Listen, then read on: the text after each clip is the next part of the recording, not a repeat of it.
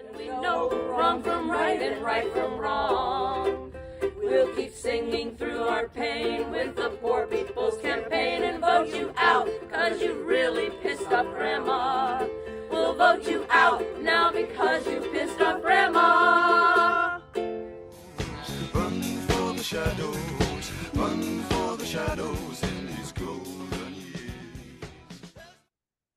We're not running in the shadows today. We're shining our way through a great power lunch. Welcome. It is August 1st, and you are on the Friday Power Lunch. I'm here with Fennell Norton. Also, I'm Katherine White, one of the other hosts. And today we're partly incorporating our national show. So we're really excited. Susan Wagner is here with us. Wave, Susan will be on later interviewing some of our gaggle of guests we have today. But we want to start out strong with some of our show business. First of all, we have some rules of the road. Right for now, I've got to use the chat. I see a lot of people are coming in. Chuck Moran, good to see Chuck in the room and other friends.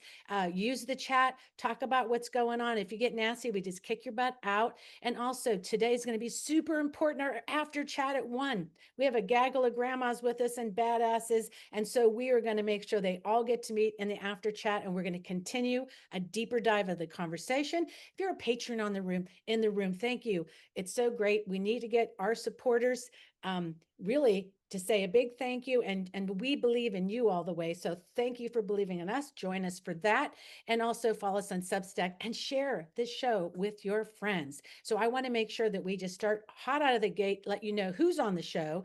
And today we are going to start off with the chair of the Virginia Democratic Party and also Senator Lamont Bagby is here, and we're going to grill the hell out of him. No, teasing. It's his first time on the show, so we're not going to scare him at all. We're so grateful he's here with us, and we're going to have a lot of fun. And then our mean Gene is here. Gene Rossi, the former DOJ federal prosecutor, is going to give us some updates on, geez, Pam Bondi. She's such a great prosecutor, isn't she, Gene? I can't wait to talk about her and how she's weaponizing the federal courts. And then we have our great show we're going to set up with all the Raging Grannies are here from Piedmont. Lynn, McCoy, Beverly, Bard, and Joni, Judd is here. They made it in the Zoom. So great.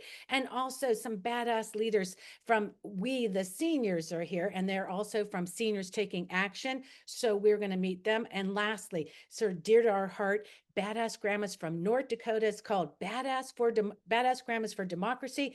Dina Butcher is here, and Lynn, Dr. Pinnick. Yes, 3 names. Lynn, Dr. Pinnick is here. And I'm going to hand this now over to Fennell Norton to take it away to get our first guest ready, because we're hot out of the gate. Yeah, you're definitely hot today, Katherine. I'm You're hot. welcome. I'm riled up. I got my coffee. I got my coffee cup. And bitches, we're ready. So let's try it. Let's go. So if you guys would bring up Senator Bagby, that would be awesome. And while he's coming up, I do want to say thank you so much, Senator, for joining us today. And I want to say you have been on the roll since you've been here. I'm from the Little Eastern Shore, and you were on our call. And that's why I was so excited to have you today, because you told me, you said, we're going to see so much stuff out there I'm going to say to you, stop showing me stuff beating up the MAGA people, because Virginia is going to be hot. So I really wanted to talk about that today. So thank you so much for being here. Tell us a little bit about so far how it's been as chairman, and what are we going to see with this race that's coming up, this important race in 2025. Well, that's a lot in one question, but good to I see know. you, Fennell, and others, Katherine, and Stair, and all you folks. Good to see you. And Fennell, I promise you, before this election, I'll be out to the Eastern Shore at least once. But I'm like Magnum. I don't know if you all are old enough to remember the A-Team, but I'm like Mr. T when it comes to driving across that bridge. You got to knock me out before I go across that bridge. That bridge scares me. I'd rather fly than drive across that bridge. It is But so I beautiful. promise you, I'll be out there before the cycle. But at least you've been able to get Abigail and some other folks out there. But I'll be out there as well. But thank you all for having me. It feels good as it relates to where we are in this election. But as you know, and as you all are that are with us, aren't taking this for granted. There's a lot on our shoulders, a lot on the plate. A lot of folks are dependent on Virginia And this is not just about the Commonwealth. We have a lot of things on the line for the Commonwealth, but the entire nation, and I dare say the entire world, are waiting to see what happens in Virginia, because this is the first time for us to actually push back on what Donald Trump has done. We used to say Donald Trump and Elon Musk, but now we don't know where that relationship lies. But the residue of the work that Elon Musk did while he was in office, out of office, somewhat in office, that residue still exists. And Virginians are the ones that are paying the price the most. And so I'm excited, as you mentioned, about the work that we're doing. And we had our Blue Commonwealth Gala. I was about to say last month, but the month before last, because we're fastly moving through this summer. We had the Blue Commonwealth Gala, and immediately after the Blue Commonwealth Gala, where we were excited to have Westmore join us and ride the bus with us to the event. Immediately after that, that bus went and crisscrossed Virginia. And so Abigail Spanberger, Gonzala Hoshby, Jay Jones, collectively hand in hand, were on the stage at Blue Commonwealth Gala and got on that bus and crisscrossed Virginia together. I don't want to speak too much about what's going on the other side, but they've described it themselves as a clown car. And that clown car has not been moving around. And Winsome Sears has recently said that it's too hot to be on a bus in the summer. And that's just not the approach that we've taken. We have all 100 of our House of Delegates candidates out there knocking doors, talking to folks, meeting them where they are at festivals and so forth. And that's the energy that we're bringing into this campaign season. This is unlike any other campaign season, but I feel like it's like 2017. And if you all recall, in 2017, I was in the House at the time, and we had 34 seats in the House out of the 100 seats. And we would have been just happy as a pig in hog mess to have gotten to 40 or 41. But if you all recall, on that evening, I was in the Richmond area where I live, and a couple of my colleagues said, well, we should go and support some of these candidates this evening, and with the understanding that they were going to lose. And one of those candidates was Schuyler Van Valkenburg. And I really had a liking to Schuyler Van Valkenburg during the campaign. He knocked doors aggressively. He was raising the money in a what had been a red district for a long time. And so a few of us went over to Schuyler's event.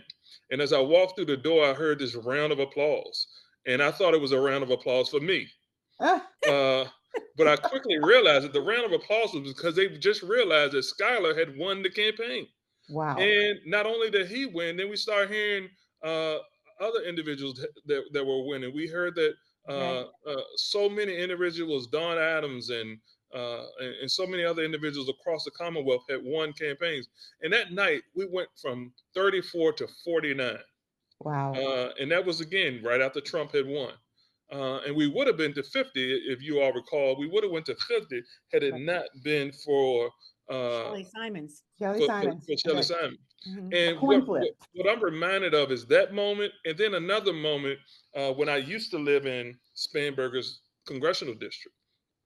And I realized that, and when it really hit me was when someone knocked on my door in Henrico. And I opened the door, and I didn't know the folk. And it was a point in time where anybody was knocking on the doors in Henrico, particularly that part of Henrico, was a member of the local committee. And I didn't know the folks. So I asked them where they were from.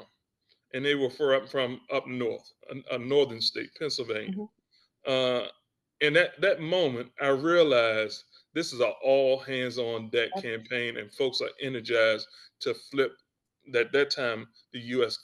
Congress. And so that's what we're excited about. The same thing, that same energy of folks from around the country and here in the Commonwealth bring that same energy. And that's what we want to make sure that we have the infrastructure to make sure that we can put those individuals to work when they arrive, and also make sure that those individuals that are here are able to make sure that they push that energy in the right way. And we're moving in a coordinated effort on not only for our top of the ticket, but also for our House of Delegates and local elections. So let me ask this question. And I love it. You talked about the infrastructure. So I want to talk about two things to make sure that we get to, because we were seeing some, when I was on Virginia Dems, we were seeing some signs, and we are all about billboards and signs. So that's really critical. So I want to understand a little bit about how you guys are thinking about, I get 2017, but this still feels even different to me because the circumstances are so much more dire. But I'm really interested in also understanding what sort of strategic things that are different that you're thinking about, and how you are thinking about adding the grassroots to that so that we become even more powerful. Well, the grassroots is going to take care of themselves. That's what grassroots is all about. Grassroots That's is how about, we won back in 17. I was yeah, there that night. yeah. Exactly. We The did it. grassroots will take care of themselves. Now, when you also have to define what is grassroots, because everybody thinks that they're grassroots. That's the same problem we're running into now with folks that are across the nation declaring themselves independent. Everyone wants to say that they're independent, but they really lean one way or another. And so what we need to make sure we're doing is making sure that we have an overall plan for individuals to walk into. You mentioned the billboards, and the digital that we're doing. We plan to be extremely aggressive early and progressively more aggressive with it as we go through the campaign. You'll see a lot more of that, and you'll see it not just in areas that you have traditionally saw it. Oftentimes, we have seen where Democrats have focused in on where they are the strongest, and we really go where we're comfortable. And we saw the senator on the Senate floor of the U.S. Senate, Cory Booker, talk a little bit about us being comfortable and being in spaces that we're comfortable. And that's what we want to do. We want to go in spaces where we're not so comfortable. And that's what this campaign is going to really give us the opportunity to illustrate, is that we can compete in rural Virginia. We can compete where Republicans have done well, but they've done well in places that we've done well by folk. We've done well by folk in rural Virginia, protecting their health care, protecting their education systems, but we haven't done well with talking to them. And so that's what we need to do, is make sure that we're delivering our message across the Commonwealth in places where we have not done well with the election, but we have done well by the folks. We need to deliver those messages and make it very clear what we're doing and who we're doing it for. Yeah. Katherine, did you have a question? I just want to say, like, I'm interested in really, I know a lot of people in the chat are asking, one, visibility for yard signs. We love the billboards. I love the innovative creativity. I just saw that the article today that dropped about the 9 million in ads that Don Scott, Dan Helmer are talking about that they raised. So when we're thinking, I love that you're going early. I love all that. So we were making sure we have the ability out here to make sure our people have yard signs. And then how many more billboards will we see? Or is this a campaign that we'll see across? And then how can we help? Well, again, I won't get into specifics because one that says that shares too much of the strategy 100. is not moving in a good position. But I will say this: you're going to see a lot more billboards, and again, you're going to see a lot more across the Commonwealth. Yard signs. I'm talking to the coordinated campaign and the Spanberger team quite frequently about yard signs, and we've talked about yard signs at the very beginning. You've had campaigns in the past that say yard signs can't vote. They may not be able to vote, but I'll be damned if I'm going to lose because we didn't have yard signs. And we're going to make sure that we have yard signs all across the Commonwealth. It is, and I must, no one tell Speaker Scott that I said this, but it is political warfare, and it is also psychological warfare. When you see those yard signs in communities, you start taking a second look at candidates, and you start thinking about things that you may not have been thinking about. And oftentimes people have a greater sense of ownership of a campaign when they have a yard sign, when they have something to say, hey, I'm doing this for the candidate. it doesn't give you a second vote. It doesn't double your vote, but it does give you an opportunity to be proud and to be engaged and to go to your neighbors and ask them something. Yeah. Will you take a yard sign? And I remember when I was doing my campaigns, my early campaigns for the House of Delegates and school board, that was the way I really figured out who was with me and who wasn't. If I knocked on the door and said, "Hey, can I have your support?" Well, I would say yes. You're right. But if I asked them, Well, "Can I let me ask put you a a question, yard Senator. sign When down?" people It are really was an asking, illustration. people are asking like that some of them don't have yard signs, so they need to go to the campaign. That's the coordinator will get the signs for them. Is that because we're really Yeah, working? We tell the people where coordinating, and then exactly. also we're working really hard to make sure that we get them to the localities, to the local committees. That's one of the things that we're really working hard to do. And so we're working with our CD chairs and our local committee chairs to make sure that we're getting them to the actual areas. Another thing that we're doing is making sure that we're setting up offices across the Commonwealth. Oh, yeah. And so whether it is a local committee or Ooh, the great thing about it, we have 100 candidates for the House of Delegates. So that's 100 offices or 100 spaces that will be trying to push out yard signs. And so that takes a little bit of time to make sure that we get them all out. And particularly the ones with all three candidates, which are my favorite, on them, those are good because ones. those are being uh, or just finished design and just have been approved, and then we're trying to get those pushed out. But in due time, those will be rolling out. It used to be a time where after Labor Day, you really went hard with getting those out. But now, right after Labor Day, we're starting to vote because of the good work that we did we in really did. 21 and 22. And I so, got one question, and they're about a grassroots coordinator, Senator, that people are asking, do you have one on the team? Are you thinking about it? For long term, we really want to have a bridge with you all. And then we need to wrap up and get to Mean Gene. So what do you think about so I'm just a warm up for Gene. Why does this keep happening to me? for Gene, man? I am tired. Where's Gene? I am Mean tired of Gene's being a here. warm up for Gene. Everywhere I go, here's Gene. Gene, the dancing machine. Mr. Chairman, you can go as long as you want, man. Well, You're you're the not in chairman. charge, Gene. I'm gonna call Diane. The great Diane. The great Diane. Yeah, go Good to ahead. see you, though, Sorry, Gene. Senator. Good to see you. Good to see But we you. don't have what you call a liaison for grassroots. I think all of us are liaisons for grassroots, and all of us are working hard to make sure that we're showing up and being in spaces where our grassroots team, and that's what that's the ideal of this campaign, is Yeah. working with those individuals. And that's not just organizations such as yourself. It's also organizations like HBCU students and folks in rural communities that we haven't been able to tap into. And we actually have not been able to get rural communities tap into, but we've also taken for granted urban communities where a lot of our most loyal Democrats are. We need to make sure that we're talking to them and making sure that they show up for these elections that aren't presidential. Yeah. Yep, Yeah. sounds good. Okay, Yeah. That's go it. ahead, I'll just wrap this up. Senator, thank you so much for joining us. I'm going to hold you to coming to the Eastern Shore. We're really excited about the margins that we think we can gain in rural spaces. So we're glad to see the work around that. So appreciate you. Thank Yes. you. We look forward And to you Thank know, you. Thank you. Me- Thank you. me Let's shock and the Gene- world. Mean Gene has a big trunk he could put you in, he's known for Yeah. that. You know, I can drive DOJ you across the bridge too. could put you in the trunk and get you across the bridge. Mean, Oh, let's get him up here. I want to introduce, thank you, Senator Lamont and Chair of the Democratic Party. There's our first time on the show, so we want to make sure we give a round welcome to the grassroots room, and also to Gene. And Gene, like I said it before, happy freaking birthday. How's it feel to get old?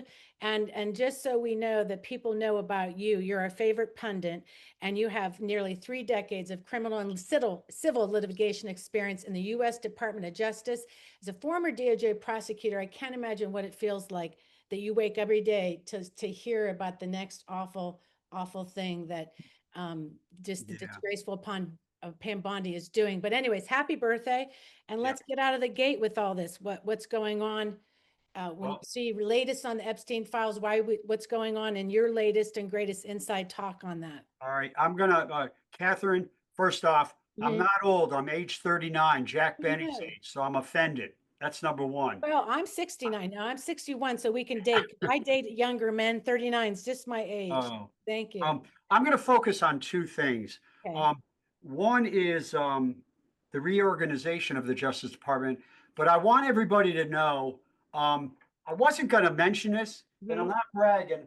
In 1993, I was at the White House Christmas party because my wife Diane was a political appointee, and I was at the Justice Department. And that's a photo of the Attorney General, okay, and Right. the AG Loretta Gret, okay, and the Attorney General under Clinton was phenomenal, phenomenal, okay. She was fantastic. She was Right. from Florida. Everybody knows her name, and she was there for almost 8 years. She was apolitical. I want to contrast her, okay, Janet Reno, Right. to Bondi, and why this is important. Pam Bondi is a political hack. Yes. She is the personal attorney of Donald Trump. She represented him in one of the impeachment trials.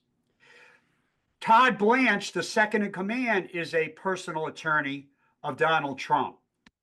Emil Bowie used to be a personal attorney. Now he's going to the Third Circuit. That's a disgrace. Never in the history of the Department of Justice have basically the top three positions at one time be held by the personal attorney of Donald Trump or the president. And I have visions of a red phone.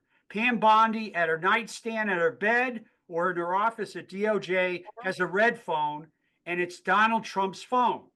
And he probably calls her multiple times a week. Under Reno, Clinton wasn't going near her. No. Under Biden, Merrick Garland wouldn't take his calls. He probably went to a Christmas party. I can't overstate how important that is or how much that hurts the integrity and the independence of the Justice Department. Let's go to cases. The Epstein case is a dumpster fire, and it's going to get worse. And here's the reason why. There's circumstantial evidence to suggest that over 10 to 15 years, one of Donald Trump's BFF was Jeffrey Epstein. And Donald Trump either condoned and or aided and abetted in Jeffrey Epstein's perversion. And that is a major reason why, in my book, they're not releasing all the files. Right. So everybody needs to know that. And they can release the files. They have to redact the victims. They have to redact people who are alleged but not charged. But they have to redact the files. And the last thing I want to say about the Epstein case, because you got other people to talk. I know, but I'm glad you just tell us. I know you Here's know. the last thing I want to say. Yeah. When they are making the decision to turn over the grand jury transcript, that was two people. They were agents. They summarized the testimony. Nobody puts in witnesses in the grand jury. They put in agents to summarize. So they're saying they're being transparent, but they're not. So I predict when they come back from the August recess, after they get holy hell at their town meetings, you're going to see a critical mass where the MAGA people, some of them, are going to want the entire file disclosed. Now, bear in mind, it may reveal certain Democratic people that may be embarrassed, but you know what? It doesn't matter because it doesn't matter. You and I both know this, that when I've heard you be interviewed on this, that centering the victims in this is what interesting to me, that Todd Blanche goes down there and never, you heard prosecutors talking about this. I've been following a few, Mark Elias is talking about this. Never has he ever heard of somebody going down like at that level to interview a witness without an FBI agent, any witnesses. So we know something shady's going on there, right? Oh, it's terrible. It's terrible. It's terrible. But I want to go because I think we have a few minutes because we're waiting to see about our next guest getting them. Okay. But I two things about we're worried about in Virginia. We have a FOIA going out for the Virginia Board of Elections on the DOJ interferences in every state. They want that material. I don't know if you have any insight on that. And also the DOJ in your time ever sending a letter to Texas? Now, you remember when Trump asked for those 11,000 freaking votes? Remember, hey, do you have 11,000 votes? Now he's calling up. Do you have, he's saying it out loud. All I need is 5 states. This Department of Justice sending this letter. What's your take Okay. on that? On the Board of Elections thing, I got to plead ignorance. I wasn't prepared to talk That's about okay. I hijacked you on that. that. You Let's threw go me to a the you other one. threw me a Oh, you curveball. should Okay. know. We want you to look into that, but go to the letter and Okay. find me 5 states. Okay. This goes to what I said at the beginning. Right. The Department of Justice is as political as any time in our country. Any time in our country. Right. John Mitchell under Nixon is looking pretty good. But when the Assistant Attorney General of Civil Rights sends a letter to Texas saying, "Hey, revisit the gerrymandering. It may violate the civil rights laws." Okay, that's total baloney. That is a political letter, and what they're trying to get is 5 extra congressional seats.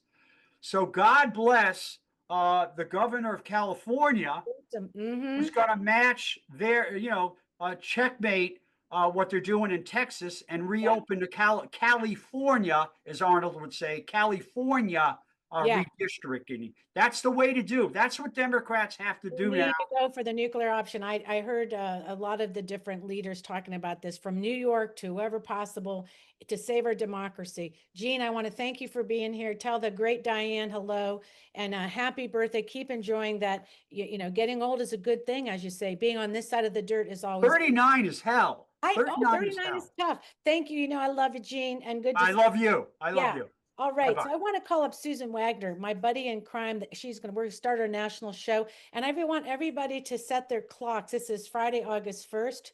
And we're setting our clocks a little bit. We're going to go, of course, we usually end around 1, but we're extending that to 1:15 because we want to make sure we get all these raging grannies in, and we, the seniors, and also our Dakota badass grandmas. And our after chat is going to be fun. So how are you, National Woman, Marcus for Democracy? Great to see you in the room.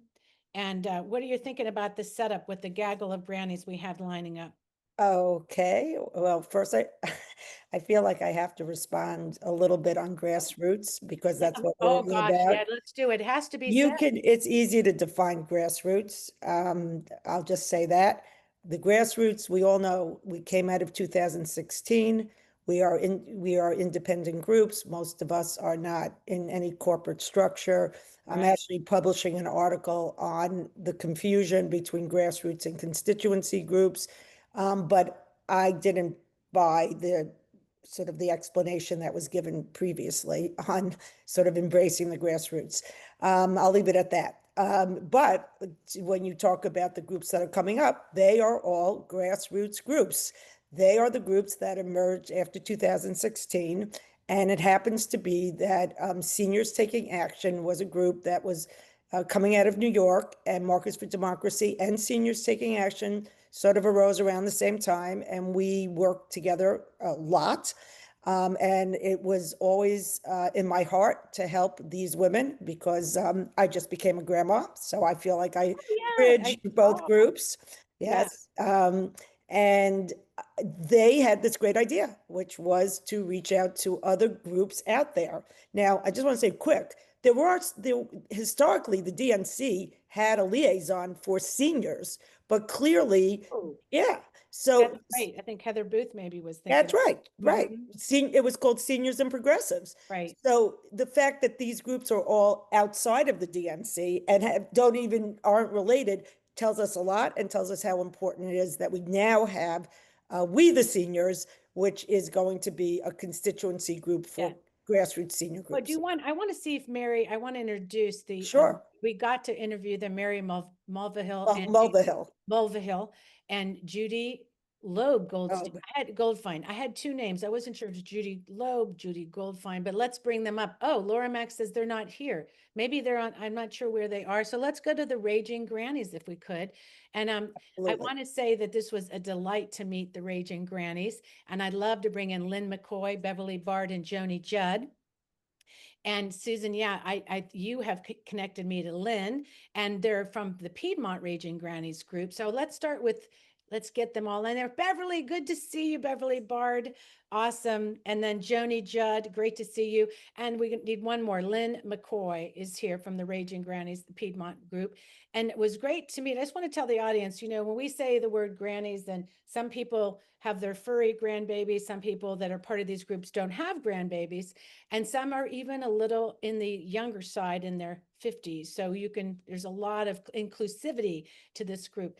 But I want to introduce them because it's so joyful because of the way they use songs. So I'm going to start with Lynn McCoy first. Welcome, Lynn. Welcome, Beverly. Welcome, Joni.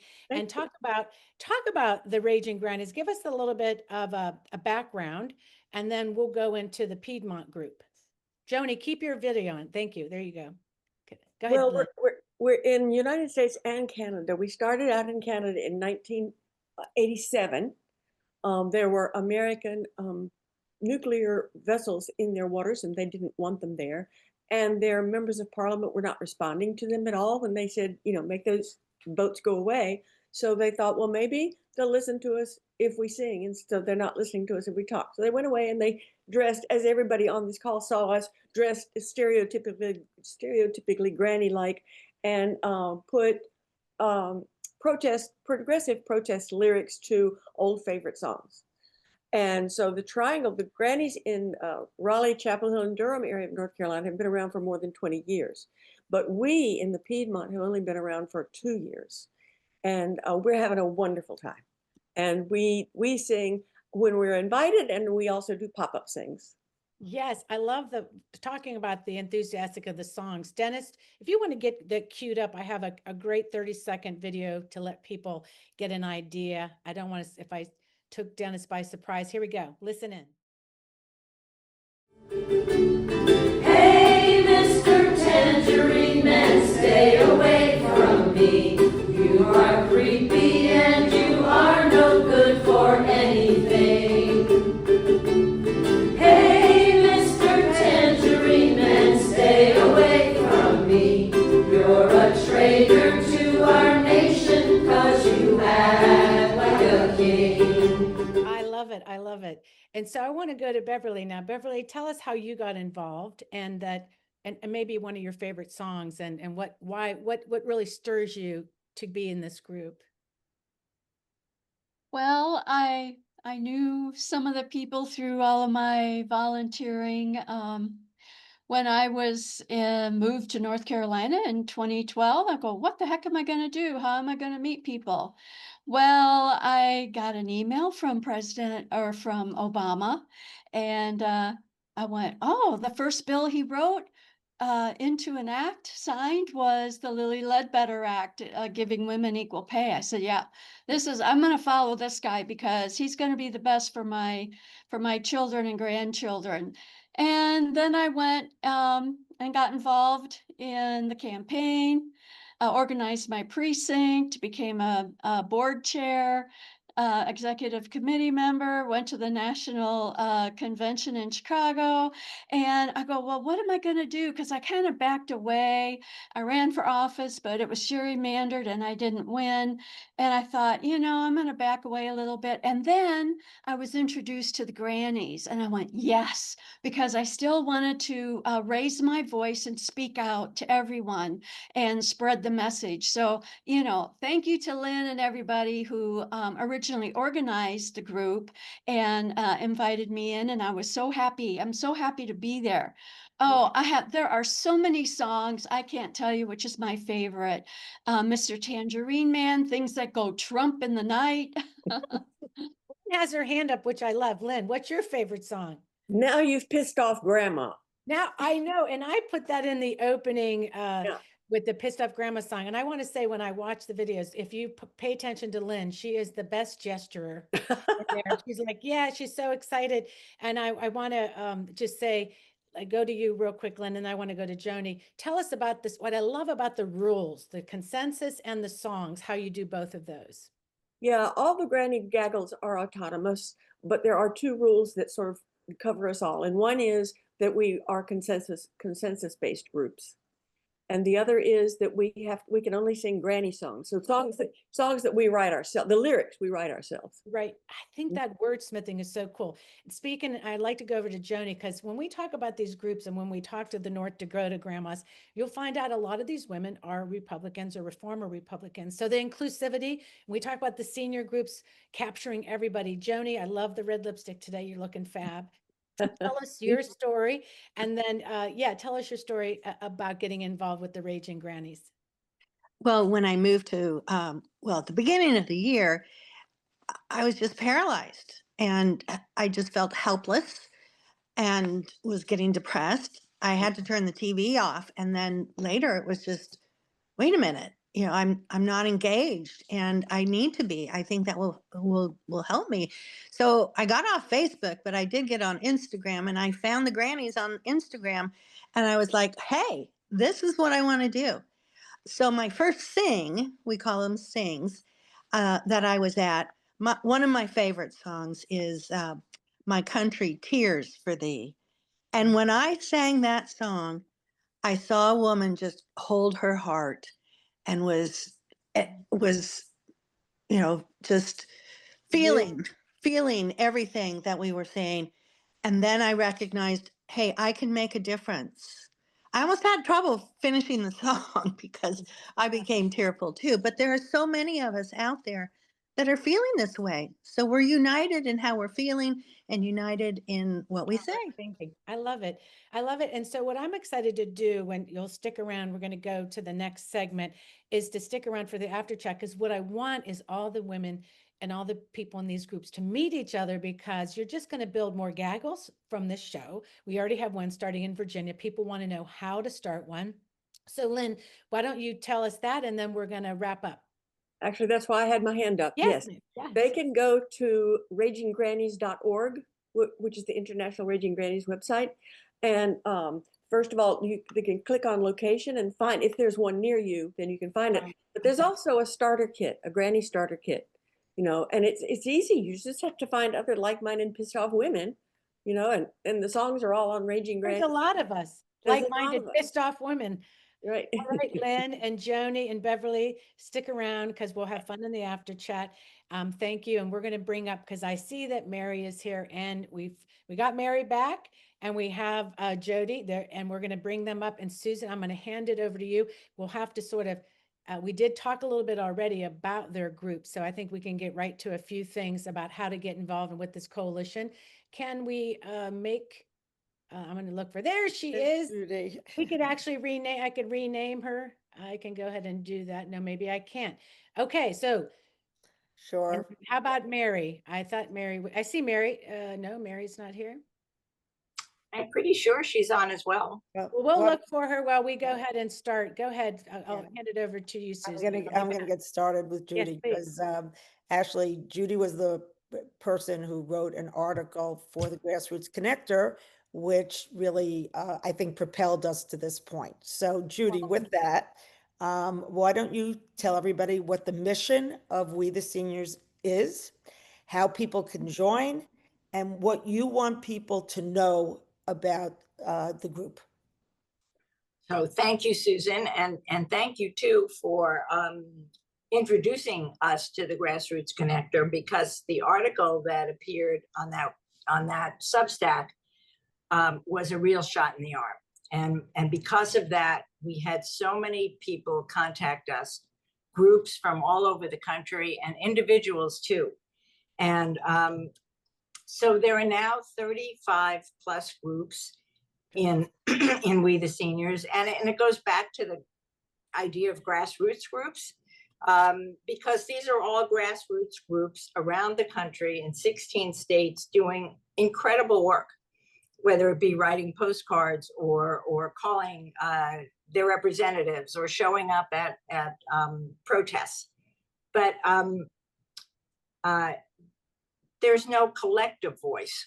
So what we realized is these groups exist all over the country. We don't want to in any way interfere with the great work that they're doing, but we want to provide a megaphone. So if we can have communications that list all these groups, how much more serious are they going to take us when they know there are literally thousands and thousands of seniors behind us. And so that's the idea. And originally we were thinking we would speak out about Medicare and Medicaid and Social Security, but just kind of taking the pulse of everybody. What the administration is doing is so egregious that we have to talk about more than that. So we want to be that voice, and we want to also be a resource for the press and for podcasts like this, and for other ways, digital news services, that we know the pulse of seniors. And so we have a lot of people on, let's see, close to 200. Based on my assumption, there will probably be a lot of people who fall into the category. So, because I know you're so inclusive, you even allowed me to be part of the group. So here's the question: how do you join? What's out there already? I know you're just starting, but what's out there already? How do you join? And then, what is your first mission, or what, when you're talking amongst yourselves, how do you see sort of your first joint effort where you take a position and you take a stand and you sort of come out of the closet, so to speak, and say, here we are, this is what we're doing? So I think those two questions are really important to answer for this group. So the way, and I put it in the chat, the way to contact us is WeTheSeniorsUSA@gmail.com. And if you write to us at that address, we will get right back to you. That's how all the groups and the individuals have joined us. We are in the process of building a We the Seniors website. But in the meantime, this all emanated from Seniors Taking Action, which is a grassroots group, like you said, Susan. And there is a seniorstakingAction.org website. And right now there is a We the Seniors page on that website. And it has wonderful pictures and videos. And we're also, we have a We the Seniors Instagram account. Wow. We're working to open our Facebook account. And it's really literally only been a number of weeks. And we just know that we've touched a nerve here. It's like listening to the Raging Grannies and the other senior groups. There's a real yearning to speak out, and what we feel we're doing is providing not only a megaphone, but a community. And there were so many individuals who contacted us who just want to be part of something. So, right now we're in the growth stage. We want as many groups and as many people to join us, so that when we do speak out about issues, and we of course all soliciting ideas from our member groups and our individuals, but we want to be that loud voice. Terrific. I see Katherine, that means I have to get off. She's going to boot me, but I didn't know how to take, but anyway, Judy, I want to just tell everybody, you guys have such great videos. So what they've been doing is literally just asking people in these groups, individually or in the groups, to just do these, what are they, a minute tops? And if you go through Facebook or Instagram, you see people just telling their story or saying what they're interested in. And I think it's really sort of picked up a lot of speed, right? It's picked up more and more and more people. Are they on Instagram, Judy? Yes, on Instagram, We the Seniors, or we_the_seniors. Yes. Take you right there. And there are a bunch of videos. And we had the privilege of being on a Zoom with Robert Hubble. And he was a wonderful promoter for We the Seniors. So we got a bunch more members from that as well. Yeah, I love it, because people in the chat are loving it too. And we have a lot of different groups in this group. Georgia Fuller's here from the Silver Panther. She's an I don't call it assisted living, an older community. And I think there's a lot of space there to organize seniors and all the issues that are of concern from, I know when your article, you talked about Social Security, being worried about even getting those benefits in the mail, what's going to happen. And you just heard the administration say out loud how they're going to privatize accounts. So there's good reason why you're organizing. And I And wrote I believe Silver, we do have a Silver Panthers as one of yeah, our groups. there's Georgia. Yeah. Yeah. Well, great. I'm so great. I'm sorry Mary didn't make it back. I don't know if she had to go, but we want to say, great that Mary actually is part of this group too. And I want you to also stay on because the after chat, I'm sure we'll have a lot more questions and we could dig a little deeper because the more that you all come together, all these badass groups, the more that you're going to grow your coalition, just like we're doing here. So thank you, Judy, for coming. Judy Loeb from Thank you, Katherine. Be the Seniors. And then thank you, Susan. We're going to go to our next segment. And that is going to be a very special segment because back in 2019, like the Senator Lamont said about the Virginia election back then, we had a blue wave and we actually took back power in 2019. And at the Women's Summit, we reached out because of Brian Cannon from Virginia 2021 to these badass women, badass grandmas in North Dakota. And they came to the summit and we had a panel of these women making change and speaking up. And I'm so excited to bring on Dina Butcher and Lynn Dockter Pinnick from now the Badass Grandmas for Democracy. And Lynn we'll go to Lynn last because she's going to bring us into the future. I want to start with Dina because Ellen Chafee may be in the room. She was one of your compatriots getting started with the Badass Grandmas. Tell us how you got started in North Dakota, that this group started. What was the genesis? We were the North Dakotans for Public Integrity, running an initiated measure to get an ethics commission in North Dakota, which was sorely needed, as has been evidenced with lots of headlines since that. But my grandson of mine had a brochure in his car that had our picture on it. He was in high school at the time. And his friend said, "Is that your grandma?" And he said, "Yeah." And he said, "She's badass." So that's where the badass grandma came from. I took it back to our group of collaborators. And that's what, as we went around the state, we were a movement, not to try and empower women of a certain age, and now any age, to become active, to become civically involved, not to join. You didn't have to pay dues. It was just join up with the League of Women Voters or whatever. Stay involved, be politically active. I am a never Trumper Republican to start with, and now just let's put it never Trumper. Drop that. That's where we started. Yeah, I love that's where you started. And then I know that we're going to be excited to work with Ellen on some educational issues. But what I love back then and how you got started was on this ethics panel or the corruption going on. And just up to date us on that. Are they trying to dismantle the progress that you've made? Are you still having to sort of? Yeah, they didn't want to give up their free lunches and their free dinners and their free trips. And I'm sorry to put it that bluntly, but that's what it amounts to. And the powerful lobby group, the oil industry, likes owning the state, and they do not want to be held accountable by a non-appoint. Well, it is the members of the commission are appointed by a threesome that are the minority leader and the majority leader in the Senate and the governor. So there is some accountability there.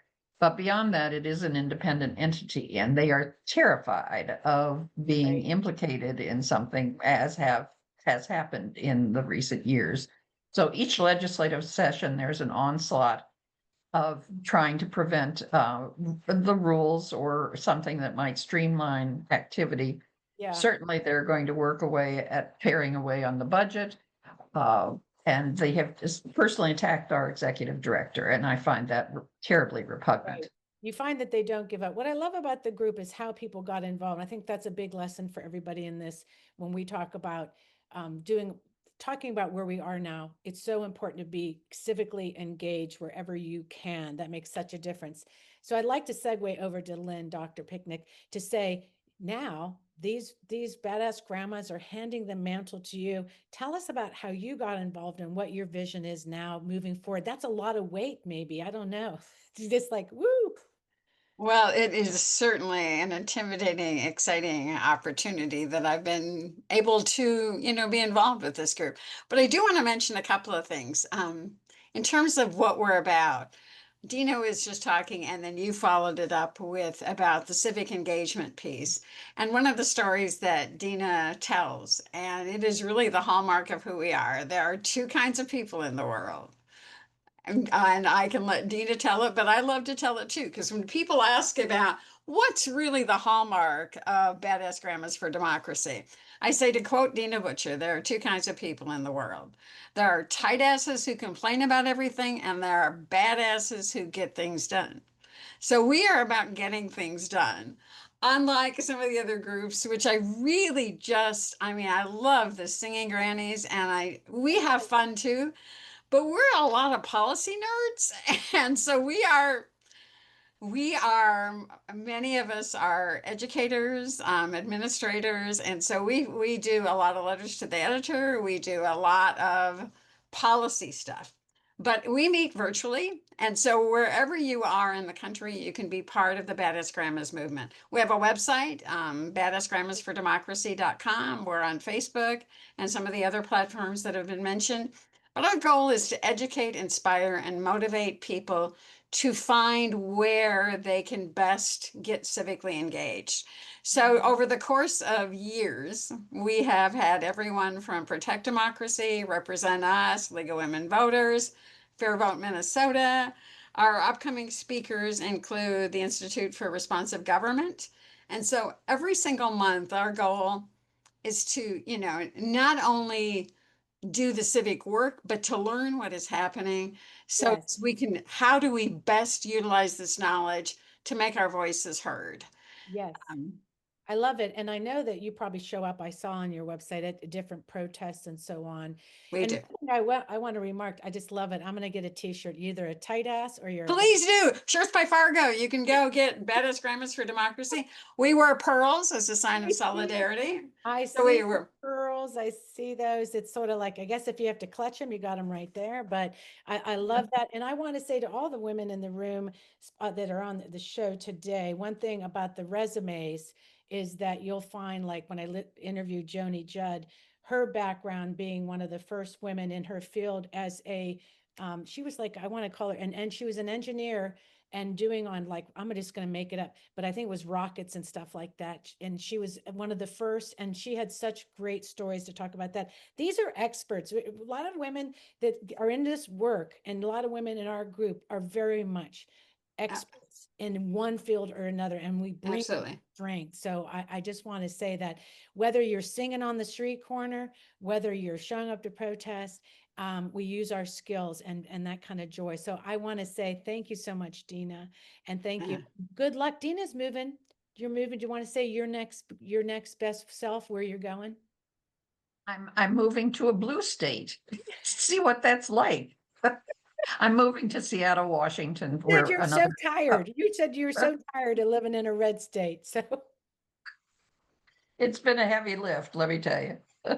So you're moving, you have into Seattle. I'm sorry to interrupt, but yeah, I love it. Yeah, and I've already been in touch with Cindy Black, who some of you might know, who has a democracy organization out there.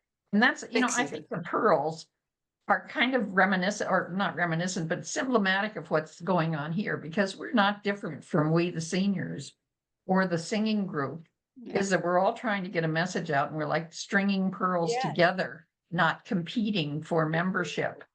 And I love that there's the red wine and blues, and there are just so many groups doing the same good lift under different names maybe, but we're all connected by the pearls. And I'm going to bring Fennell in, talk about pearls. Fennell, I want just to give a last word here and then we're going to move on and close the show.